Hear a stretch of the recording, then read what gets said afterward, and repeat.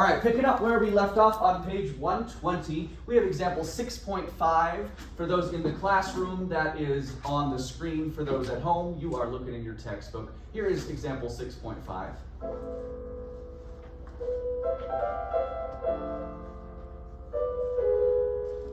Those in the room, is the volume okay today?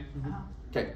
Interval quality is the other thing we need to talk about. So all this interval size stuff we've got down. Now within the size there are different qualities. There are a lot of thirds going on in this example, right? The whole upper hand there is all thirds. Take a listen one more time if you'd be so kind. Watch the thirds, the different pairs on the top.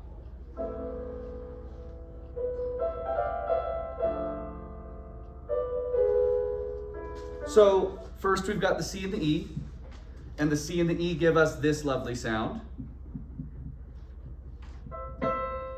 And then we have the D sharp and B next. Is that the same sound or the different sound? Yes, they're different notes, but do they sound the same or different? Different. Interesting. And then what do we have next? What are our next new notes? Just looking at the thirds at the top. It goes back, right? We got the graces, ignore the graces. What notes come right after the graces? D and F, D natural and F. Is that the same sound or a different sound? We'll go back and forth in a second, then back to the first ones. So we're comparing and if we look at the half steps, they are different, right? And then keep going, we got this twice. B and D natural this time, no D sharp. And then G sharp and B. So Merritt's right, they are different distances apart if we look at the half steps. C to E, count half steps for me. I'll play every note in between. 1, 2, 3. Okay, let's look at the next one. Next one is B to D sharp. I'll play it again. Here's our first note. 1, 2. That is actually the same number of half steps apart. Those are both what we call major thirds. So they have the same quality as one another. Even though they are different notes, they're both a half step down, they're a different quality. Go ahead though to measure 2, we go back to the same one, but this time we have it with a D natural instead. So if it's a D sharp, and we change the D sharp to a D natural, are they closer together or farther apart? Closer, by a half step, that's exactly right. So how many half steps apart are these? Just 3 half steps. This is what we call a minor third. Down the road, we want you to be able to identify that that's a major third just by hearing it, and that's a minor third just by hearing it. That make sense? Also by sight though, and we'll be able to go through all of those things too. If you're having a hard time visualizing, having your keyboard out might be a smart idea to be able to see the same notes that I'm looking at. Just a thought there. But do what you need to do. As you're mapping out these assignments, you may want to have the keyboard handy when you're working on 6.2 and 6.3 tonight to be able to see the half steps and how they're oriented. Okay, major, minor, and perfect intervals are most of what we are dealing with. Look at the key concept on 121. When 2 intervals share the same interval size, but not the same number of half steps, they have a different quality. To find the quality of small intervals, count the half steps. Minor intervals are a half step smaller than your major intervals. So if they're 1 half step away, that's what we call a minor second. 2 half steps is a major second. 3 half steps, like we just talked about, is a minor third. 4 half steps is a major third. Everybody feeling okay with all those? We also have what we call perfect intervals as a different concept. So perfect intervals are going to be, for example, a fourth. And we'll talk about why we're calling this perfect and not major in just a moment. Perfect intervals are going to be the same in your minor keys and your major keys. I'm going to play you a C major scale real quick. In this, we've got a major second between the first note and the other note. So we've got a unison, a major second, a major third. Then we have a perfect fourth, and here's the sound of a perfect fourth. We have a perfect fifth next. Different sound a little bit on those two than the thirds, right? Okay, then here's a major sixth. We've got a major 7th.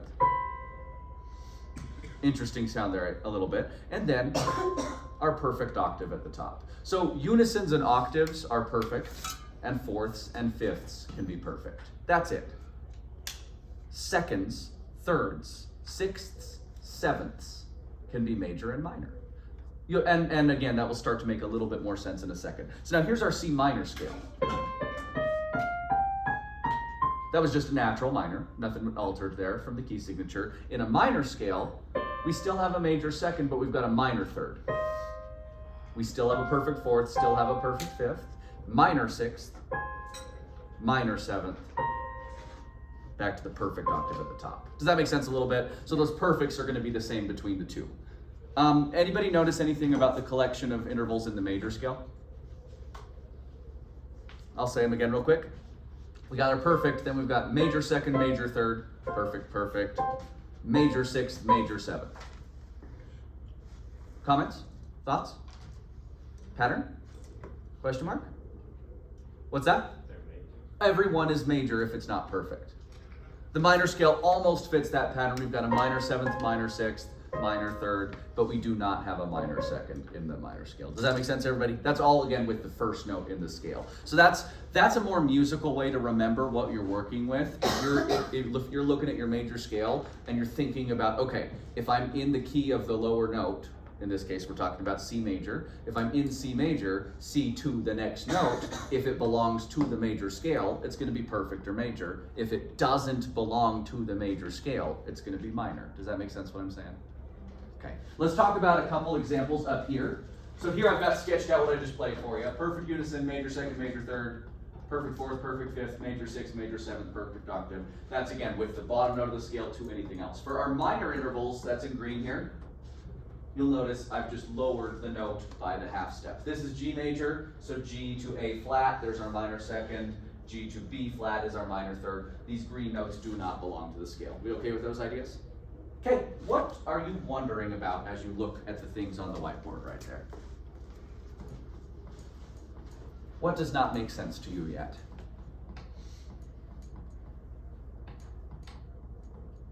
What's that? I understand it all. It just... See the red box in the middle there?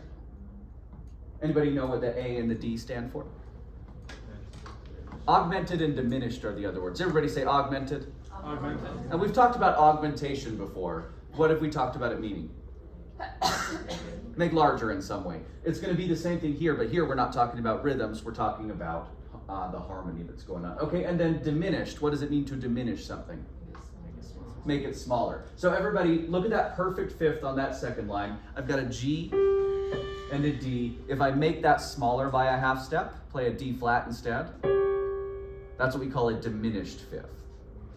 Conversely, if I play that perfect 4th, the G and the C, but I make it bigger, I play a C sharp instead of a C natural, that's an augmented 4th. So that interval in our scales here is going to have two different names, and it's going to matter how it's spelled, because if it's spelled a different way, you're implying a different chord, and you have to, down the road, resolve it differently. Meaning, or, depending on how you've spelled it, you have to follow it with certain other notes. Go ahead, please. Does it sound like if you resolve it wrong? In this case, the sound, I gave you both sounds, but if you spell it one way, you have to resolve it a certain way, and it's going to be more important with the other notes that we add to it. So that's coming in 2 chapters for you. We'll look at that in chapter 8.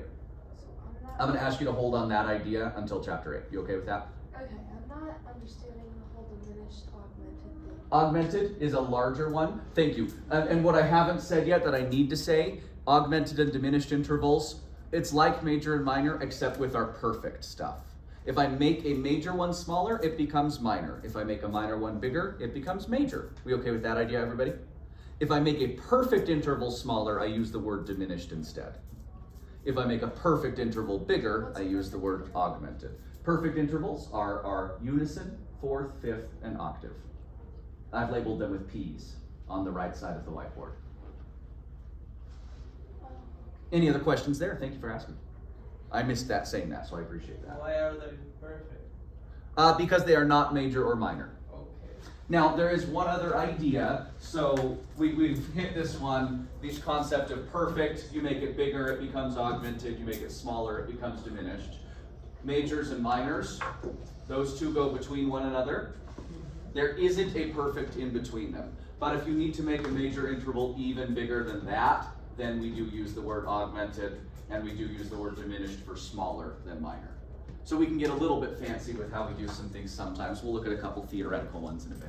Okay, any other questions while we're here? Are we feeling okay? So by sight and by sound is our goal. Let's go forward, please, in your text.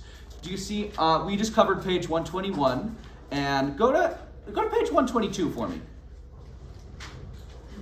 On page 122, this is highlighting what I've said out loud. The perfects are the same in both the major and the minor scale. Sorry, my screen's a little bit behind. Let me get it caught up, since some of you are using that. Can you see the cursor?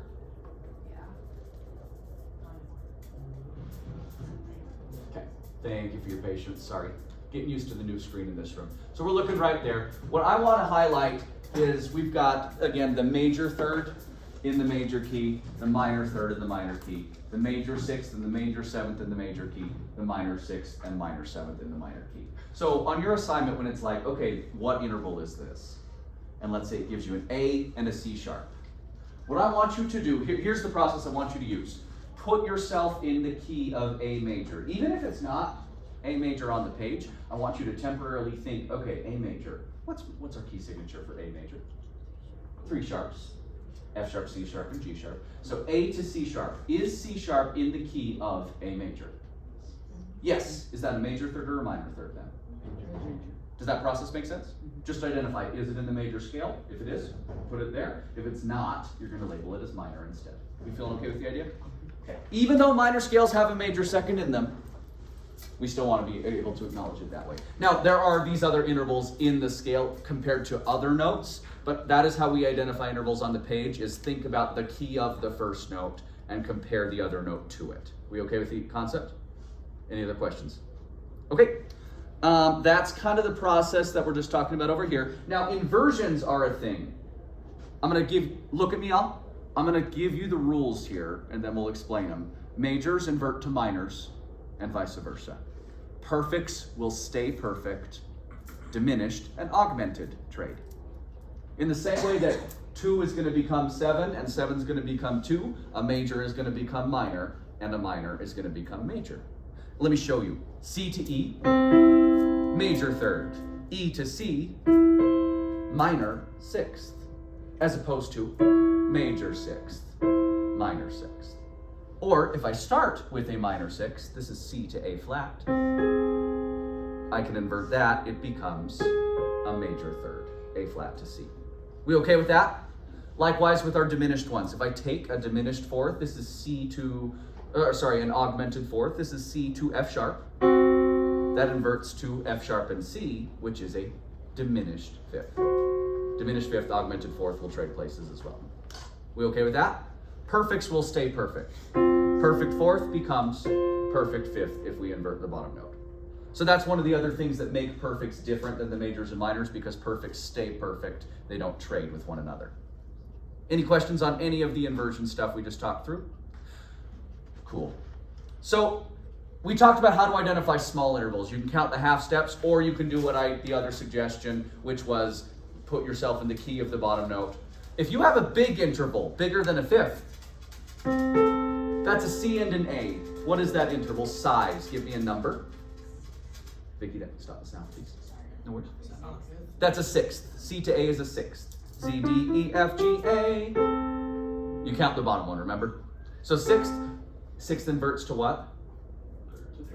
So if you don't want to figure out whether it's major or minor, invert it, figure out whether the smaller interval is major or minor, and then invert it back. A to C is what kind of interval?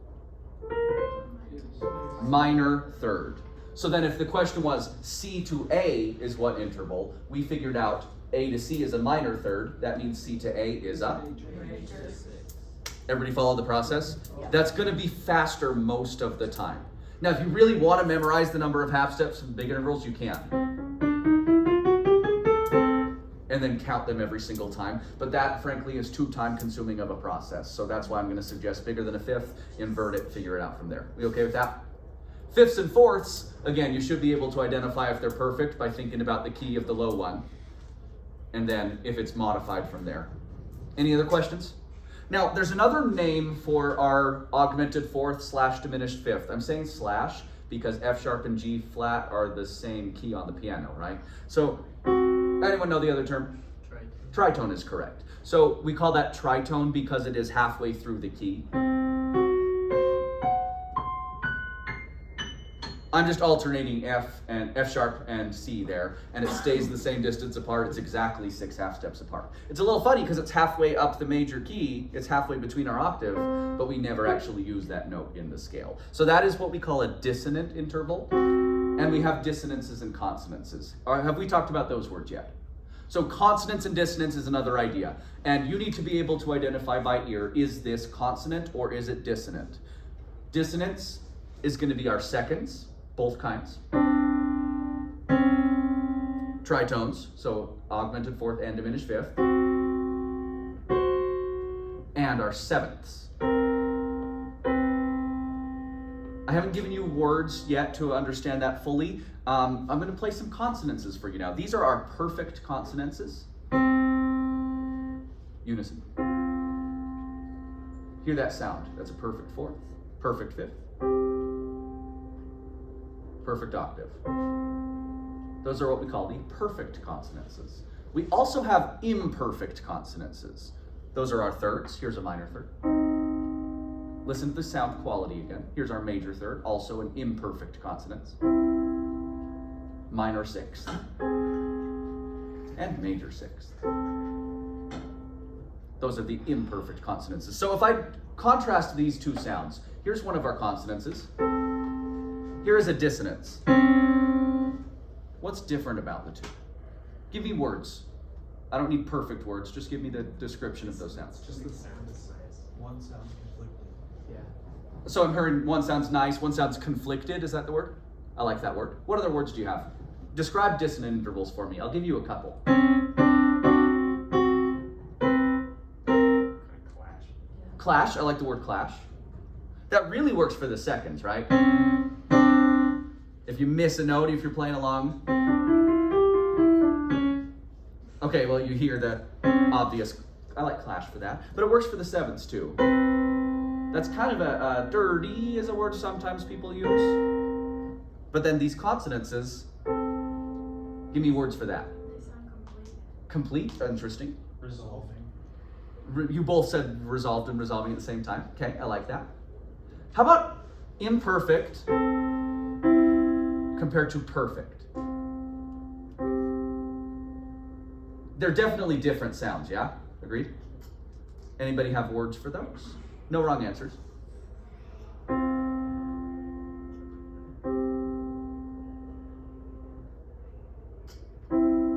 Imperfect.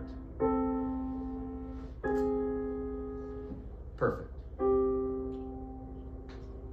Thoughts?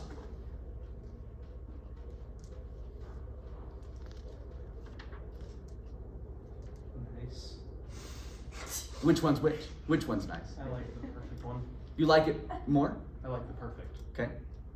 But it needs the other one to sound nice. It does. It's interesting, right? So when we talk about intervals, we're talking about two notes. Have I defined chord for you yet? For the purposes of this class, and in general, a chord is 3 notes or more together. So we are not looking at chords. Chords are the next chapter, chapter 7. But chords are made up of intervals. To your point, that's kind of interesting. I can take this perfect interval, and I can add a note and make it a major chord. I'm not going to define that yet. We'll define that next week. But I can add a different note and make it a minor chord. But they both have a perfect interval in them. Okay, let's keep moving. Look on page 124 real quick for me. Because I know the formula for a major chord, it's 2 different intervals. We are going to talk about chords next chapter. I'm going to ask you to hold. I don't want to confuse anybody yet. I have a question. Then I'm going to ask you to hold that one to class because it's not what we're talking about at the moment, but I would be happy to answer that later. Look on 124, spelling intervals. This is what we've talked about. Now, think about the major scale again, guys, but rather than from the bottom note, let's think about the scale itself. C to D. What kind of second is that? Major. It's a whole step apart, right? You know your wholes and your halves. D to E. Major second again. E to F. Minor second, because that's where our half step shows up. Don't look at the page yet, just use your ears and brain for a sec. I'll bring you to the page in a second. Then F to G. Major second. Then G to A. Major again.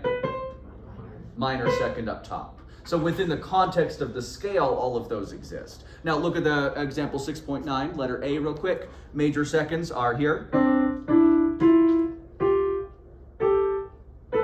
And then the minor seconds show up between 3 and 4, between mi and fa, and then ti, do. Those half steps, those asymmetries are what drive tonal music. All of tonal music relies on the fact that we have minor seconds in those positions. Because otherwise, it doesn't matter that we get back to here. What matters is these notes, you used that word earlier, resolve into the right spot. Does that make sense what we're saying there? Okay. Again, we will talk about that more later on. Glance at example B now. We have minor thirds and major thirds that show up. In our major scale, major third here between do and mi. Everybody sing that? Go. Do, mi. Then we've got fa, la. And then we've got so, ti. Right, now we've got minor thirds as well, which is re to fa. We've got mi, so. We've got la, do. And then ti, re. Sing what you want to come next. Do. And that ti, re is a pattern that you're going to start to see more of that brings you back home to where you started. Okay? So those things, being able to identify between these two notes of the major scale, that is a useful skill if you can memorize where those are. More important is, can you put yourself in the key and do it just isolated? But this is also a really useful skill. Any questions there? Okay, and then perfect fourths show up too. Almost every single fourth is perfect. The only one that's not in the entire scale is actually starting on scale degree 4. That's the only one that is different. That's where our augmented fourth shows up. Okay, any other questions on any of that? Feeling good on the intervals? Okay. White key, there's a little more that you can read in here, but it's not as important as what we've already talked about. Go to 125, try it number 4. Let's practice that a little bit together. Get caught up on the screen for those who are using the screen today. Thanks for your patience, everybody. Okay, try it number 4. Identify the size and quality of each interval below. Okay, D to F. Minor third. I'm going to play them so you get them in your ears, but I also want you to use your eyes and be able to think about it. A sharp to C sharp. How many half steps apart is that? That's a little bit of a tricky one. 3 half steps away. Minor third. Great. Look at the D and E. Simple second. Mm-hmm. And as a reminder for the process, in the key of D, does E belong? Yes or no? Yes, so that is a major second because they are a whole step apart. And in the key of D, we have an E. Okay? Look at the fourth one, B flat, E flat. So first of all, the size. What's the size? Give me a number. 4. Count the bottom, count the top. B flat to E flat. 4. Okay? So then, and with the size, it's not number of half steps, it's the number of letters from one to the other. That help? I know we just spent all this time talking about half steps, now I'm telling you to revert. Okay, in the key of B flat, does E flat belong? Yes. Absolutely, that is a perfect fourth. Also by ear, being able to hear that, okay? Let's do a couple more. F to A, in the key of F, does A belong? Yes. What size is F to A? Third. We call that a. Process makes sense for everybody? Any others that you want to look at together, or are we feeling okay? I feel like we're feeling okay.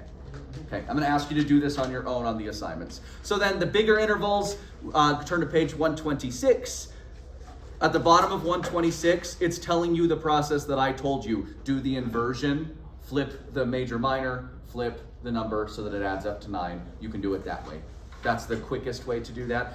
On top of 127, it says another way. This is thinking about it in terms of, okay, add a perfect fifth. So if this doesn't make sense, that's fine, but I want to give you the idea in case it's helpful. So major sixth is a perfect fifth plus a major second. So here's where we're doing funny math. 6 equals 5 plus 2 on this one. But if you're willing to do the funny math, this is really easy. Take a perfect fifth, take a minor or a major second, add them together, you get a major sixth. Does that make sense? If that helps your brain to do it that way instead, do it that way instead. I'm going to suggest using the major scale as your main help, as your main tool here, okay? All right, keep going.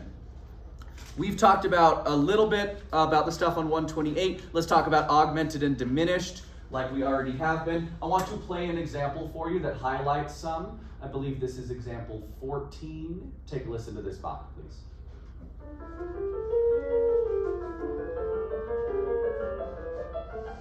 So measure 2, going from a C sharp to a B flat. In the key of C sharp major, how many sharps is that?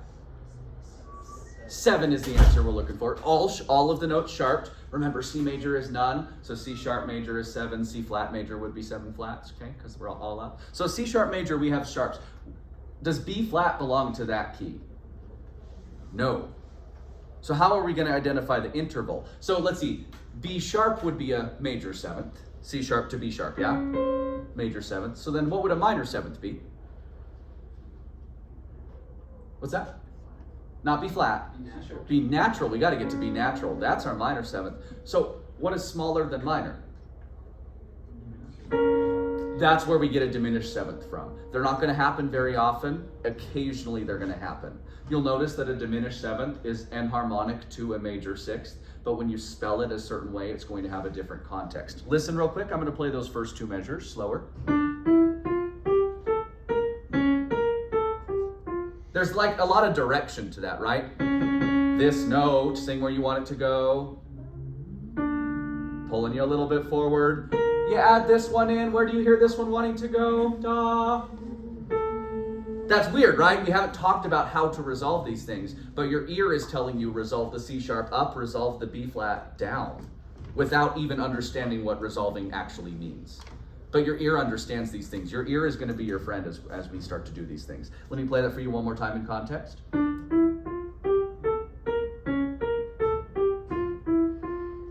So that would be how we would end up with a diminished 7th. Again, doesn't happen very often, but it can. Any other questions on that? Okay, so spelling these guys, we've already talked through all that. Let's keep moving. Go to 131 for me. Skip ahead. Oh, actually, 130 we should talk about. Enharmonically equivalent. We've already kind of said this. This would be like our augmented 4th, diminished 5th. That is an enharmonically equivalent interval. Same idea as D flat and C sharp are the same key. We call them an enharmonic. An enharmonic interval can be spelled in different ways. We okay with that concept? Okay, you'll start to encounter more and more as we go. This might help you a little bit. We were asking about the resolutions, Vicki. On page 131, it shows you how we can resolve these in 2 different ways. That's not on the screen at the moment. Example 6.17, if you want to look at that. Consonant and dissonant intervals. We've already talked through all of these. Look at the Sousa 6.18 at the bottom of that page. I would like to play that for you, because we've got a lot going on with this guy. Take a listen.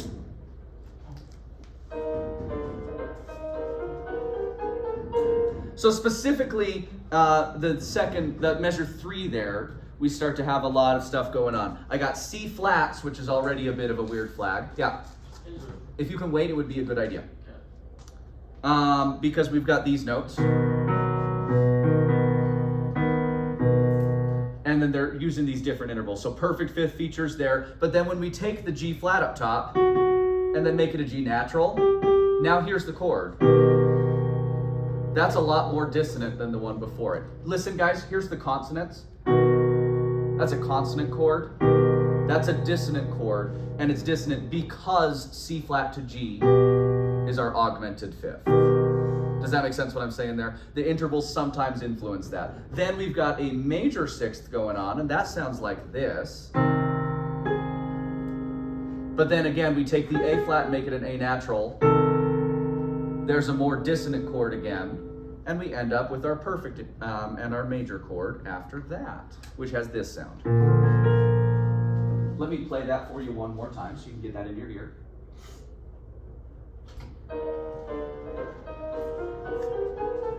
Does that make sense what we're saying there? Any questions on that idea? What's dissonance?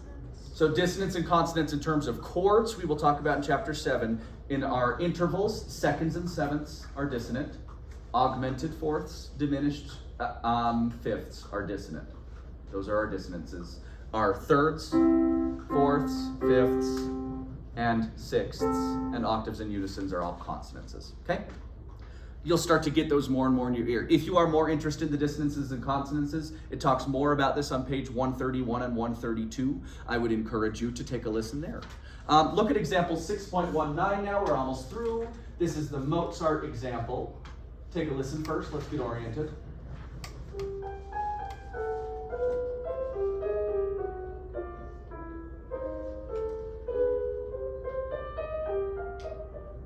So as we go here, there are specific intervals that is circled that we need to be able to identify. Look at 202, A to F sharp. First of all, you can hear that it's consonant, yes? Use your ears there. What size interval is it? A to F is a 6 of any kind. And then in the key of A, do we have F sharp? Major sixth. Let's do the next circled one, 203. What's our lower note? C. What's our higher note? C. Lower note C, higher note E natural, yeah? Okay, so that's a natural that has broken us from the key signature, but we are ignoring the key signature for what we're doing here. We're identifying intervals. C to E natural. Is E in the key of C? Yes. What size is it? Third, so we say it's a major third. Is the process still making sense for everybody? Okay, that process will always get you where you need to go, which is why I'm giving it to you, even though the book is giving you 3 different ways. Okay. Any interval questions at all? Anything at all? Just flip to 134 real quick. Look over the vocabulary list. Ask questions if you have them. Oh, harmonic and melodic we talked about last time. What was the difference there? A harmonic interval versus a melodic interval? Harmonic is at the same time. Melodic is at different times. Thank you, Quinn, for that. Anything else? Okay, grab your workbook. Let me show you the assignments. Today, I would like you to work on 6.2 and 6.3. I also have a song to show you. For those who are watching this at a later date, if you go over to Canvas and click interval song videos, that will get you where you need to go.